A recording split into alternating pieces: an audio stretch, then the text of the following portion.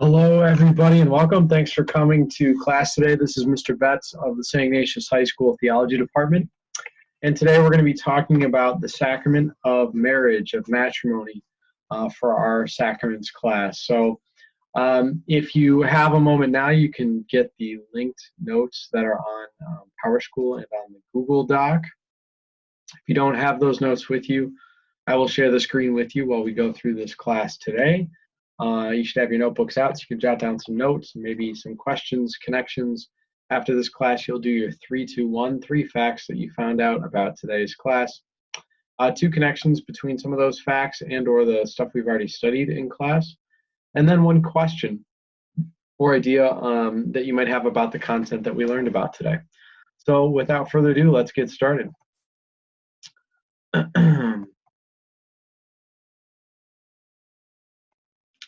Okay, so we're moving from the sacraments of initiation now into the sacraments of service or vocation. And traditionally, of the 7 sacraments, the 2 sacraments of vocation have been holy orders and matrimony.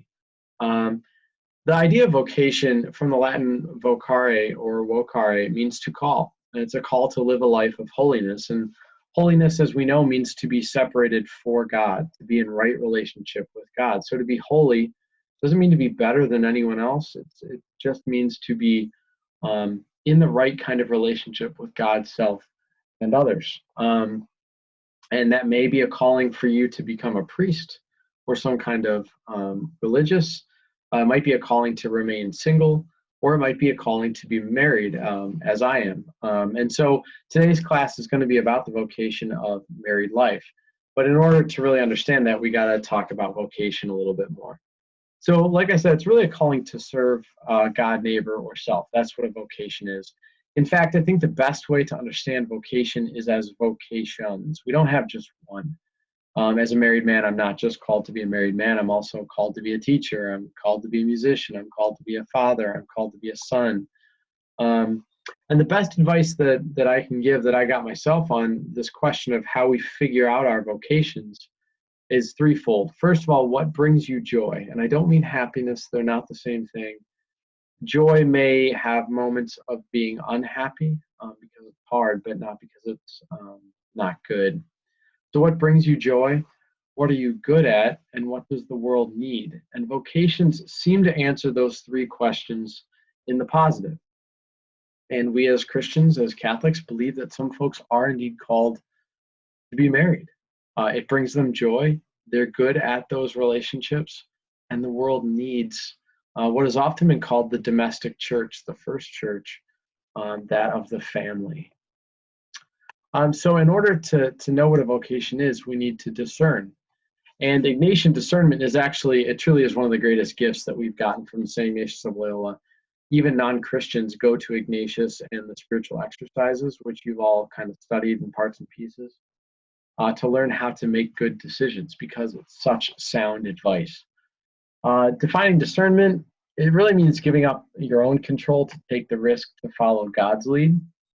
And that requires an attitude of openness, of generosity, of an interior freedom. We don't make discerned decisions out of fear or being forced. It's got to be truly free, truly out of generosity, openness, and I would probably add love to that. And it should lead to a life that matters, that makes a difference and has meaning. So a married life ought to lead to something that matters, that makes a difference, that has meaning and gives joy. Truly, my own marriage has been that way. And so it's important to be able to talk about those things. A few more tips, and this is more for you beyond just this class to help you understand some ways from Ignatius of Loyola to figure out how to make good choices, whether it be for college or for a job or for whatever you're trying to decide, a sport to play, a musical instrument to study. So, we believe that God works with us, communicates with us through our hearts, our minds, and our souls. Ignatius calls those interior movements. So if you feel something in your heart, if you know something in your mind rationally, or you sense it in your soul, that may be God working in your own life to help you discern. You want to choose between goods. It's very easy to choose between something that's good and something that's evil, right? you want to choose the good. So choose a partner that will help you be a better version of yourself, as opposed to someone who makes you not as good, makes you not a good person. Choose a job that helps you do the good and avoid evil. The second tip from Ignatius is make sure that you're in a relationship with God while you're trying to make these decisions. Anyone who doesn't pray about the person they think they're going to marry, that they're called to marry, doesn't bring that to prayer to like sit with that a little bit, I would have some hesitation and doubt there, and so would Ignatius. Real decisions are a real struggle to decide. So if you're fretting that, man, this is a hard decision, I don't know, does that mean it's not a good one?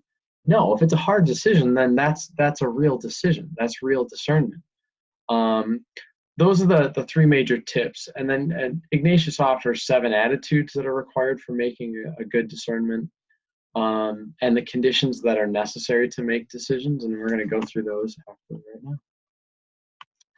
So the 7 attitudes, and this may seem strange that I'm starting a marriage class off with discernment, but I think it's really important to be a good decision maker and to work on that craft, because it'll help you in your dating relationships, in high school and college and beyond, and it'll definitely help you in discerning a vocation, whether it be to religious life or married life or single life.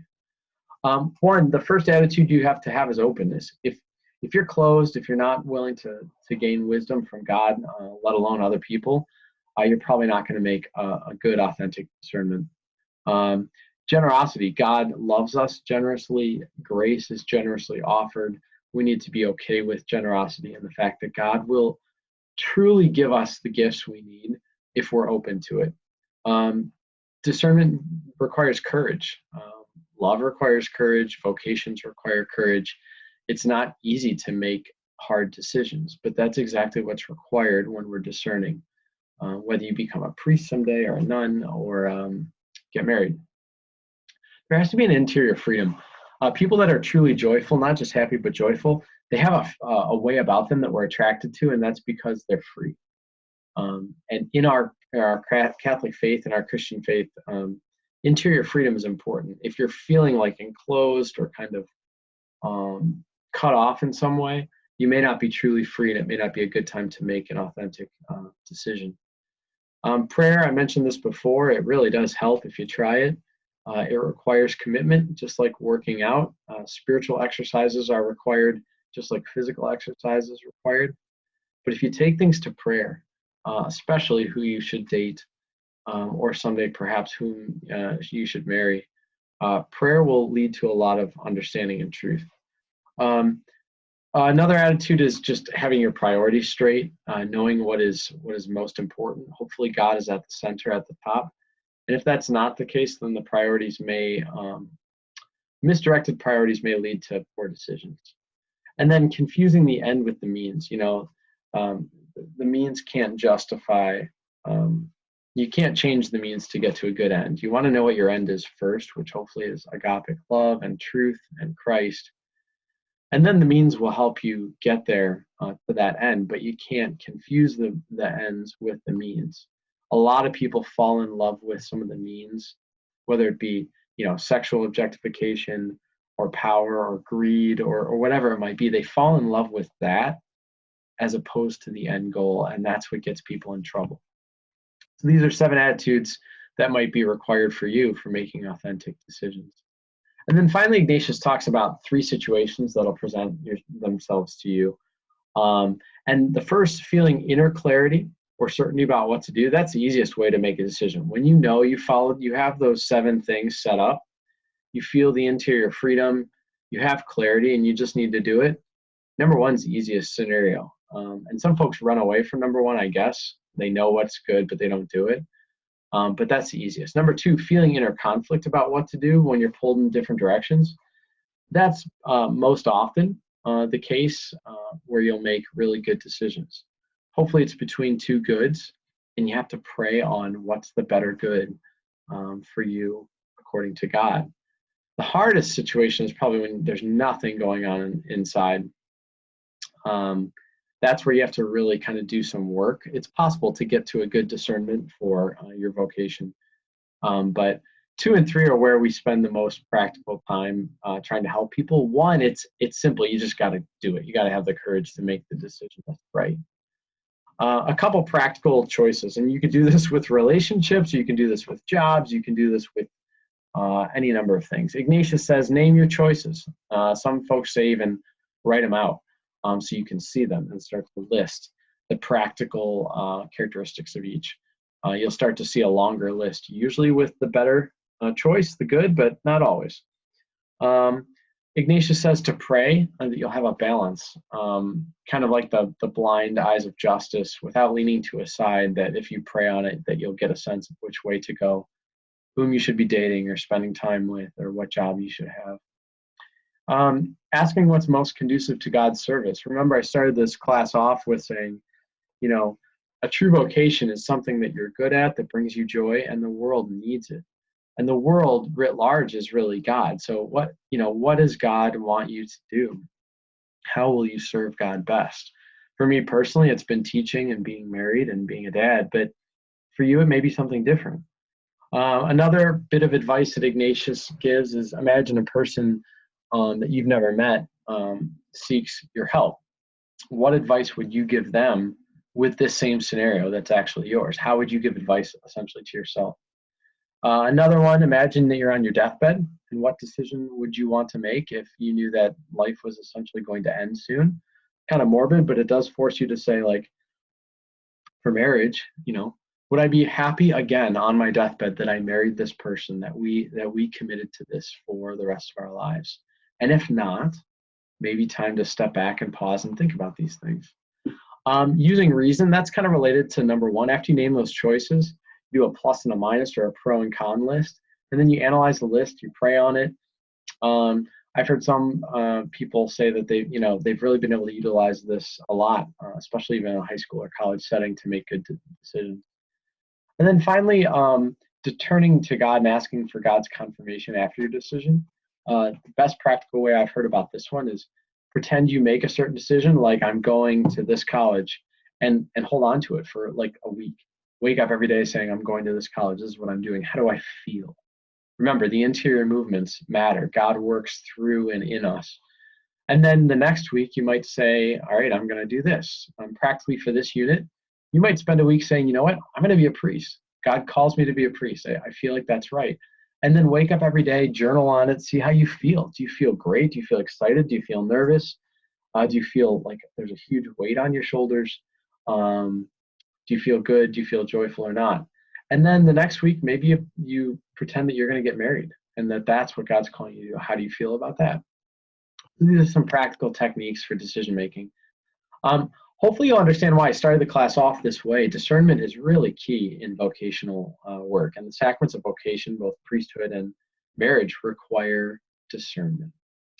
Amoris Laetitia, The Joy of Love, written by Pope Francis, is a beautiful exhortation written in 2016. And a couple of themes that come out of that from the Holy Father, from Pope Francis, on the beauty and joy of family and marriage. That it's about a lifelong sharing. It's not a moment or an instant, it's lifelong, and it's sharing. Contemplative love requires cultivation, just like a garden. Contemplative love in action, it requires work. You got to get the soil ready. The seeds have to be planted properly. You have to water it. You have to nourish it. You have to pay attention to the seasons and the world around us as we're cultivating this love. Joy, remember, not just happiness, but joy grows through pain and sorrow. If we want a relationship, whether as a priest or a married person, that is without any struggle, we're not going to find it. But there can be joy in that pain. Sometimes you can't go around the cross, you have to go through it. But if it's a lifelong sharing and it's a cultivated love, it can survive that. We should marry for love, and that's love that is a choice, not like a surprise, I fell in love. It truly is a choice. And we should marry for love, just like we should follow a vocation to priestly life or religious life out of love. And that's the agape kind of love. It requires constant growth, the Holy Father says. And personally, I can speak to that we're always growing and learning how to be better in relationships, whether they be platonic, like friendship relationships, or married, committed relationships. Love requires dialogue. If you can't talk and listen to people, you may not be ready to be married or to become a priest or a brother or a nun. It requires quality time. There's a lot of research on dating, that dating is essential even for married couples. And so too, religious and ordained need to continue to work on their relationship with Christ. It's not a one-off thing. It requires an open mind. We are called to show affection. We need to be affectionate with one another, and it requires preparation. Were we in class together, I have a handout that kind of further explains all these themes, but for today, just want to give you those themes. If you want to read more about the joy of love, I would recommend checking out Amoris Laetitia. So to give you a little bit of scripture on marriage, a more famous one and a less famous one perhaps, Mark chapter 10, verses 8 to 9 says, "So they are no longer two, but one flesh. Therefore, what God joins, let no one separate." There's a lot of things going on in this verse, but what I think is most important for you guys today is to understand that the Catholic understanding of marriage sees two people becoming one flesh, literally two become one. And so you can't separate one because it's no longer two. You could cut it in half, but you would destroy it if you did that. And that's why we believe that marriage is meant to be for life. We'll talk about divorce and annulment later. We've certainly got a lot of good ministry going on, and it's improving, getting even better. But we do have specific teachings on divorce and annulment, and they're separate because of that. But on the positive, on the beauty side of things, that means my wife and I are one, and that no person can separate that, and that God has brought us together. In the Old Testament, the Song of Songs is a beautiful book. It's a sensual book. It's a prayerful book that really talks about the goodness of our bodies, the goodness of creation, the goodness of love, even the goodness of the sexual union. And so in one section of the Song of Songs in chapter 8, it says, "Set me as a seal upon your heart. For love is strong as death. Its flashes are flashes of fire, a most vehement flame. Many waters cannot quench love, neither can floods drown it." So lest you think that the church is negative on love and relationships and even sex, it's actually very positive on all of those things in their proper forms. Just like chastity, chastity isn't a negative thing. It's just the proper use of our sexual functions within our human bodies. So that's a little bit of scripture on love and marriage. In terms of the history of the sacrament, it's fascinating, right? So you go all the way back to the early Christian community. Certainly they formed unions and they were married in some way, shape, or form. But people like St. Paul even wrote sometimes that being unmarried could be just as holy as being married, because you could be even more focused on God, on the truth, on what we needed to do in this life. Now, Paul thought that the parousia of the second coming was happening in his lifetime, like very soon. In God's time, it still may be very soon, but it certainly hasn't happened yet. But this idea of being unmarried and being holy, you'll see historically over time, gets reversed, and we go to the other extreme, I think too far, to some extent, where we start to see folks that are not married as less than or not holy. And so I just wanted to show you those polar opposites. For the Romans, they didn't have a lot of emphasis on marriage. Certainly it was not like a religious ceremony for the Romans. It existed, but it wasn't sacramental, if you will. And so too with a lot of European nations post-Rome and the fall of Rome in the first couple centuries, 5th century. Marriage was primarily a civil institution. The church was not directly involved in marriage sacramentally. And that's just being honest, like it wasn't a sacrament to begin with. Although scripturally we would say that Christ certainly wanted it to be a sacrament, but the church hadn't made it a sacrament yet. The church becomes involved in marriage rites around the 7th century. I've seen it a little earlier, maybe the 5th century, but I could find some data on the 7th century. And it becomes one of the 7 official sacraments like you're learning today around the 13th century. It's made official and part of canon law in 1547 at the Council of Trent.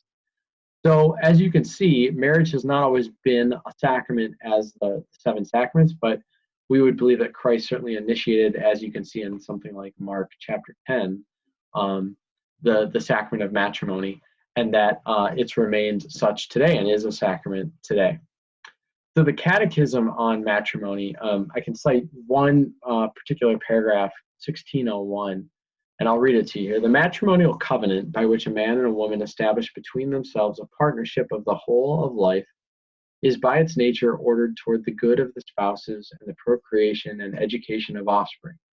This covenant between baptized persons has been raised by Christ the Lord to the dignity of a sacrament. So what's most important here? Well, first of all, that it's a partnership of the whole of life, and that it's ordered toward the good of the spouses and procreation and offspring. So very basically, my wife and I can and should be open to kids, to children, and that is a good, and that it makes us better by being together, and that it's a partnership forever, and that we are to be two baptized people that are getting married in the church. And those are all true for our own marriage, and that should be true for marriages. And so that the Catechism kind of points out where the church is on the sacrament. The two key ends, and this is what helps us understand marriage, but also gets us into a lot of debates, I suppose, are unity and procreation. And the whole thing here on, taking God's eternal law and bringing it to natural law is that we believe that marriages should be unitive. They should bring the couple together and make us better, more joyful, more connected, whether it be physically by sexual union, or spiritually and emotionally by means of other forms of union. But also it should be open to procreation. And we would say that natural law doesn't seem to allow those two to be separated, that marriages should be unitive and procreative, and you have to be open to both in accordance with God's eternal law in order for it to be in line with how God seems to want marriage to work. And where the debates come in is some people think that the unitive and procreative canon should be able to be separated, which would allow for a host of other things that right now the church doesn't permit. But in terms of where the church is at, we would ask that all marriages be both unitive and procreative without any kind of separation. So I'm sure there'll be some questions about that, but that's really important, and that's really the crux of what needs to be upheld in terms of natural law, we think, to be in line with God's eternal law. If we got a different understanding of what God's eternal law is to understand natural law, then I suppose these things could change. But speaking from my own experience, my marriage is unitive, and we're open to unity, and it's been procreative. Now, if some couples are open to procreation but cannot procreate, the church doesn't fault, married heterosexual couples that can't have children. Certainly, it permits adoption, and it's a beautiful way to have a family, to be open to family, without being able to naturally procreate. So, a couple key elements for marriage. One is permanence. The idea is that we are married until death do us part, and exclusivity. That is, we are to be monogamous. And this may sound far-fetched, but back in the day, polygamy certainly was permissible. And historically, we've moved from some forms of acceptance of polygamy, and still some cultures today do accept that, to exclusivity or being monogamous. And then covenantal love, that it's not a contractual sort of love. God's covenant, as you learned in the Old Testament, like with Abraham, is complete, is as vast as the stars in the sky and the grains of sand on the beach. And it's deep and it's whole, and it's a total gift of self. It's this kenosis, this self-pouring out of love. It's not just contractual. Like if I hire someone to work on my house and I sign a contract, that's different than a covenant. And we believe that that's true for marriage. And anyone who's been in a real relationship, I think, would authentically want that in their marriage, a covenant, not just a contract. Like if my wife, brought up some paperwork and said, "Did you do these 3 things today? Because I'll love you if you did. If you didn't, then I will not love you." Marriage has to be different than that, and it's more beautiful than that, certainly. And then fidelity, which is related to all these things, that we remain faithful to one another. So marriage as a sacrament is supposed to replicate and show us the Trinity. And one of the readings you're doing this week for the class is from Rick Gallardi on marriage and how it taught him a lot more about his understanding of faith. And if you understand the Trinity, that God is Father, Son, and Spirit, one essence, three persons, and that they're interrelated, interconnected, that they serve one another, they explain one another, that love is like the glue. Gosh, it's remarkable how much marriage can teach us about the Trinity and how much the Trinity can teach us about marriage, that it's a symbol of one another, really. There's a great spoken word artist, Shihan, who has a poem called In Response, and I didn't put it in the slides here, but it's like 3 minutes. It's on Def Jam Poetry, and I'd recommend checking it out. Shihan talks about his own marriage with his wife as an example of this, and how through their consummated love, they create their daughter. And now, mother, father, daughter is the Holy Trinity, and there's truth and fertility and having children, and just a beautiful explanation of this very thing, marriage as sacrament. So what does it celebrate? It's self-gift. It's mutual self-gift. That's what an authentic relationship, whether it's marriage or not, is meant to be. Whether you're a teammate, a bandmate, you've got a significant other that you're dating, or you get married someday, or you follow a call to religious life, that you dedicate your life to God and the church, that you're sharing your whole life, and it's revealing God's love. It's not perfect, but good relationships teach us about the gospel, just as the gospel teaches us about good relationships. And we move from this I-it relationship where the other person's an object through an I-you relationship where they're independent and I'm independent, but we're separate, to an I-we or an I-thou relationship where we learn about God through the other. And literally in marriage, at least in the Catholic Church, we become one. And that's rooted in this vocational call. That's what marriage celebrates. This quote from a retired bishop, Bishop Hunthausen, I like because it makes the point that the church can learn from good marriages and good marriages can learn from the church. It's a two-way street. He said once, husband and wife assume responsibility to bring forth the presence of Jesus. They summon the entire church to greater authenticity in how to become more fully Christian. That relationships done well, just like priesthood done well, the diaconate done well, marriages done well, can teach the church how to be Christian, and the church can teach marriages how to be Christian, how to be authentically married, essentially. So what's required? Well, first of all, and I'll just speak from my own experience. In order to get married in the Roman Catholic Church, you first have to be unmarried. So I couldn't have been married to someone else and gotten a divorce and then gotten remarried in the church. Nor could I be married to someone civilly and get married in the church. I have to be unmarried. You have to be baptized as a Christian. You need to be confirmed. So you have to receive the sacraments of initiation, baptism, confirmation, Eucharist, to get married in a Catholic church. My wife and I both were baptized, confirmed, and had received Holy Eucharist. The church says you have to be of a mature age, which has changed over the years, what that means. It's kind of relative to the time period and the culture. Certainly in the past, people used to get married a little younger. You have to have free consent. No one can force you to be married in the Catholic Church. We don't do arranged marriages. And you can't be related, which the church and the state agree on.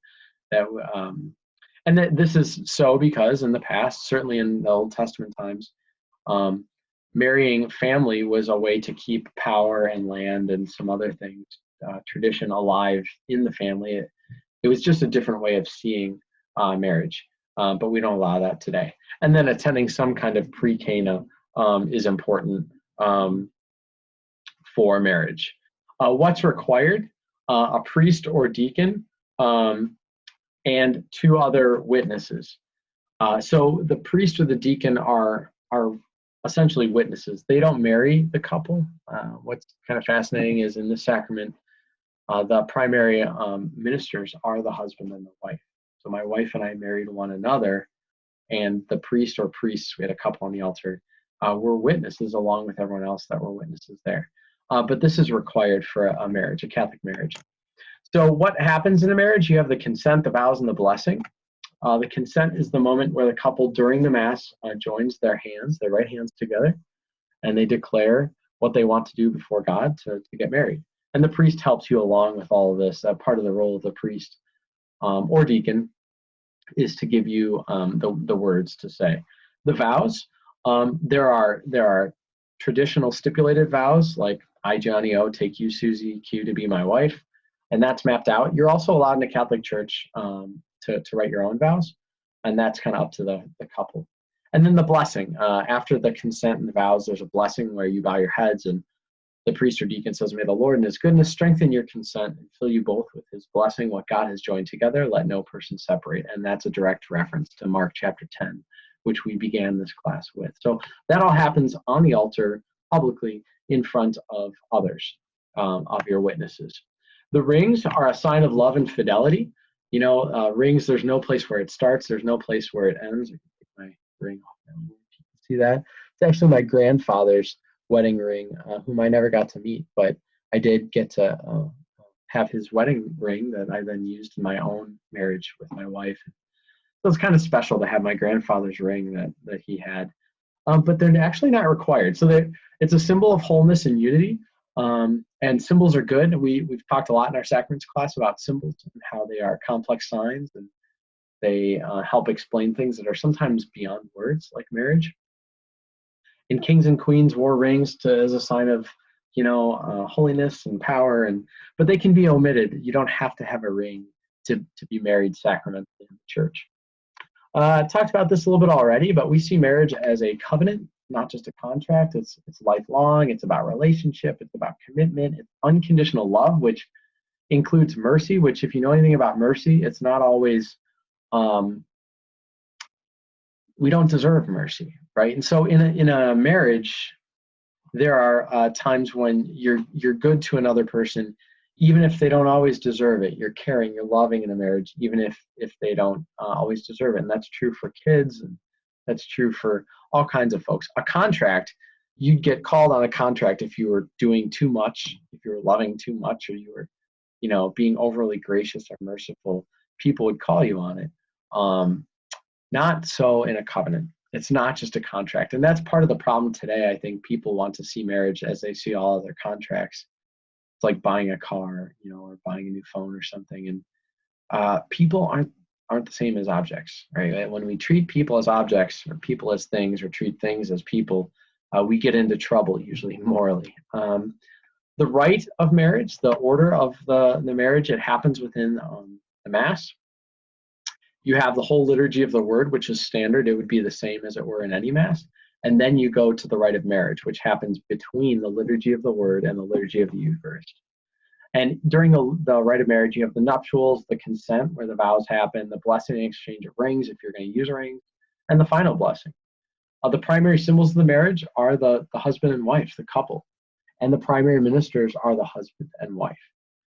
So we are the best models, examples. We are truly symbols to the world, just as a priest is meant to be a symbol of Christ to the world. So too are the married couple, really, on an equal footing. The vocations are not like higher or lower, meant to be that way. The nuptials are required. There are 3 questions that you get asked on the altar that both couples have to, or both people have to assent to, and they are this. Have you come of your own free will to give yourselves to this marriage? That checks to make sure it's not a forced marriage or an arranged marriage.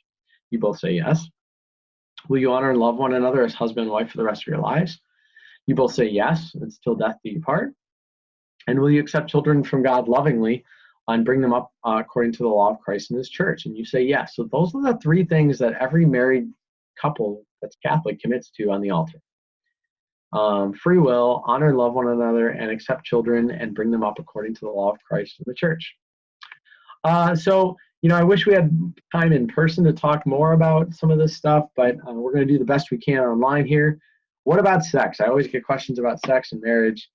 Marriage is not just about sex and sexual intercourse, but what about it? The marital embrace, as it's referred to, I think, in Theology of the Body.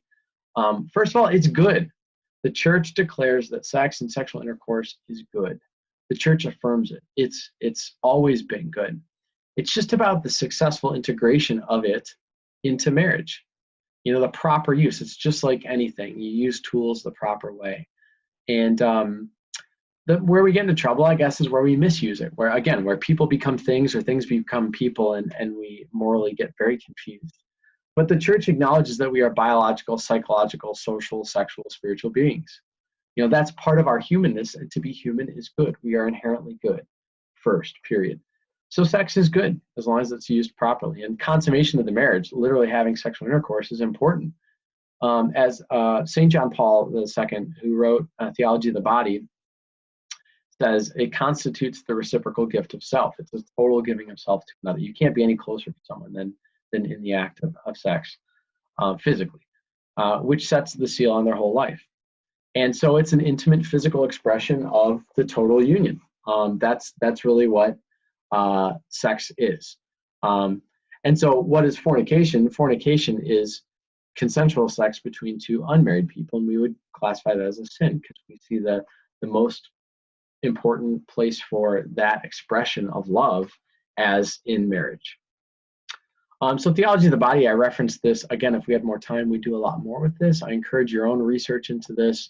It's not dogmatic teaching from the Catholic Church, but they are a collection of writings, talks that then Pope John Paul II in 1993 had and gave. And it's become pretty popular in the Roman Catholic Church to try and explain a positive view and understanding of the body and sex in marriage, to try and understand God's eternal law and plan for all of this.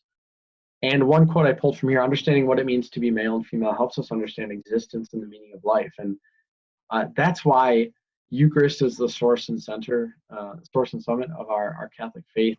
And that marriage and the family unit is really important to us because we can learn, properly understood, who God is from that. And from that, we can learn about who God is more deeply, really. Truly, it's like another book that we can learn from, the book of ourselves. So now some things that many people find themselves experiencing today, and I don't think we need to shy away from divorce and annulment. Divorce is a valid marriage cannot be dissolved because the two become one flesh. So it's impossible to dissolve a valid sacramental marriage, which is why the church doesn't permit divorce. We luckily have evolved a lot. We used to be a lot more negative and harsh, I think, on divorce. We don't encourage it, obviously, but there are support groups and retreats available. Divorced Catholics are still full members of the Roman Catholic Church, and I want everybody to know that, especially if you, like me, come from, a single-parent family or a family that's not a traditional family, if you will. The church says that all divorced members are full members of the church. And annulments are not the same as divorce. And the children of divorced and remarried families can be baptized. So these are all really important things.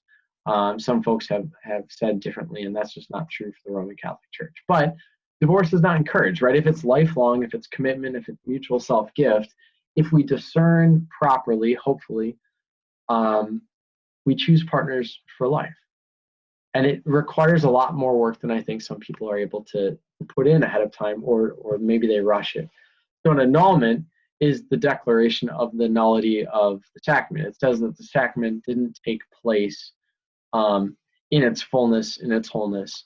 The marriage was essentially never valid. And there are many reasons for an annulment, and they're all very practical and good, and the church will grant that annulment so that people could get married in the Catholic Church.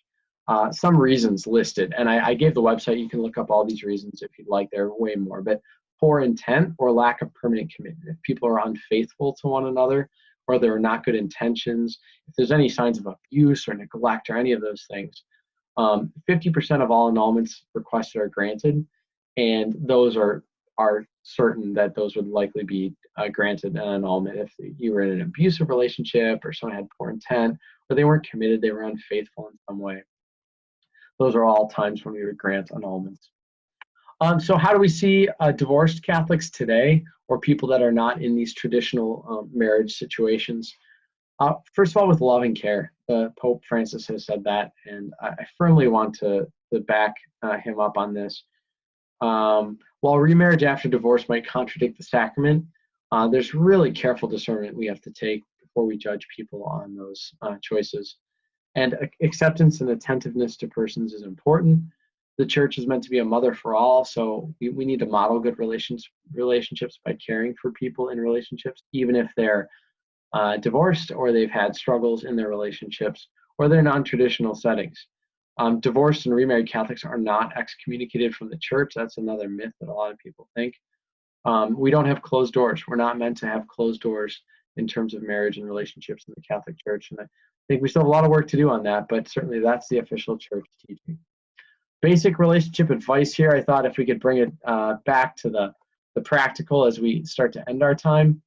Things I've learned over the years and things I think the church would support. First of all, pursue joy. And joy is not the same as happiness. Every day on a job, every day in a sport, every day playing an instrument, every day as a married person or ordained person is not going to be easy. And it may not always make you happy. But if you pursue joy, authentic, selfless joy, you'll be in a good spot. Being an active listener and trying to learn something, we don't always need to talk. Good relationships involve a lot of listening, and that's active listening, where you could actually repeat back what people were telling you. Being honest is key to relationships. And sometimes you don't need to tell people everything, but certainly when you tell people things, you need to be honest about what you're telling them. Being faithful. And even online, there's this new sense of fidelity. Being faithful online, just like you are in person, is important. Online conduct is related to the health of real relationships. We know that now statistically. So you can't be one person online and be a different person in person. Praying together and reading together, the old adage that families that pray together stay together, I think is true. If faith is connected to your daily life, it'll help strengthen the relationship. And that could be in a dating relationship too, not just a marriage. Many relationships are difficult sometimes. And I guess people sometimes don't feel comfortable acknowledging challenge or difficulty. But just because you have challenges or roadblocks, it doesn't mean that it can't be joyful. In fact, it feels more real, I think, when you can go through roadblocks and challenges with another person. Being patient, time. Good relationships take time, and they take practice. Assuming the best in a scenario, not starting with the worst case scenario. That's a very Ignatian thing to do, and that's good advice for relationships as well. Asking for help, whether it be of your partner, of the person you're dating, or of folks outside, not just giving up or giving in when things get hard. And laughing, being able to laugh and have a good time together is key. Someone that you can't laugh with and have a good time together, probably not going to be able to spend the rest of your life with them in a relationship. And finally, usually we do some relationships in song, and I can't play all these songs for you, but as a musician, I always see my theology in music and music in my theology. And so here are a few tunes I'd recommend listening to while we go through the next 2 weeks on vocation. The Luckiest by Ben Folds, You Send Me by Sam Cooke, At Last by Etta James, She Loves You by the Beatles. It's a great song about forgiveness and being humble. Unconditional Love by Tupac. Tupac's brilliant beyond his years. Better Together by Jack Johnson, and even Halo by Beyonce. I found some good relationship advice in that. So that's going to do it for today in our class on marriage. There's a lot more I wish I could give you, but to try and do due diligence, I think this will do for today. Make sure after you watch this video in this class, you post 3 facts, 2 connections, 1 question or idea that you had about all this content, and work on your own relationships in the meantime, right? Whether they be dating relationships or just platonic friendships, relationships with your family. You can practice with your teammates on all these things. Good discernment leads to understanding your vocation. Understanding your true vocations really leads to a joyful life. And that may very well for you someday include getting married. So I hope this has been helpful for you, and I look forward to seeing you again soon. In the meantime, be well, God bless. Mr. Betz signing out from Lakewood, Ohio. Keep it classy, St. Ignatius.